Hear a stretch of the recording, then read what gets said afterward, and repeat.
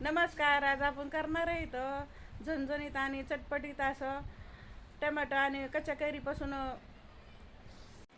भरीत करणार आहे. इथं रेसिपीला सुरुवात करू.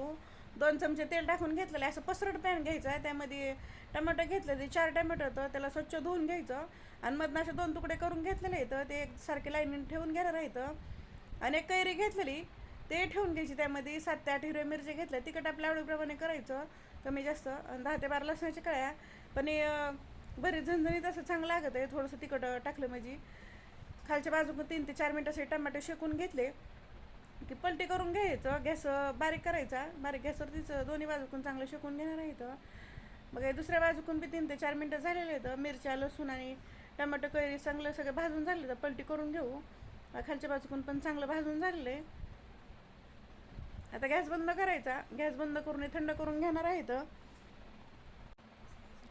हे सगळं गार झालेलं आहे. आता त्यावरचं साल काढून घेणार आहे. टमॅटो आणि कैरीचं पूर्ण साल काढून घ्यायचं आणि पूर्ण त्यातला आतला घर काढून घ्यायचं. बघा ह्या पद्धतीने पूर्ण ते साल काढून घेतलेलं आहे. हे गार झालं कीच मिक्सरच्या भांड्यामध्ये टाकून घ्यायचं आणि पाणी न टाकता वाटून घेणार आहे इथं, कारण टमॅटोला पाणी सुटतं आहे. त्यामुळे पाणी न टाकता पूर्ण मिक्सरच्या भांड्यामध्ये टाकून घ्यायचं आणि त्यामध्ये चवीप्रमाणे मीठ टाकणार आहे इथं. झाकण लावायचं आणि मिक्सरमध्ये वाटून घेणार आहे इथं. एकसारखं मिक्सर असं फिरवायचं नाही, चालू बंद करून असं वाटून घ्यायचं आणि हलकंसं जाडसर वाटायचं, एकदम असं बारीक वाटायचं नाही.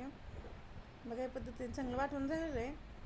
आता प्लेटमध्ये काढून घ्यायचं आणि त्यावरती कांदा टाकणार आहे. एक छोटा कांदा घेतलेला बारीक कापून, कच्चाच कांदा टाकायचा त्यामध्ये आणि भरपूर अशी कोथिंबीर टाकायची आणि मिक्स करून घ्यायचं. तुम्हाला कांदा किंवा कोथिंबीर नसेल आवडत, नाही टाकलं तरी चालतंय.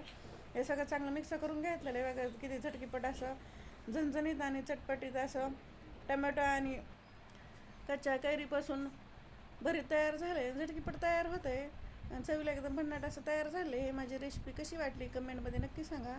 लाईक करा, शेअर करा आणि चॅनल जर नवीन सबस्क्राईब करा आणि बेल आयकॉन दाबायला विसरू नका.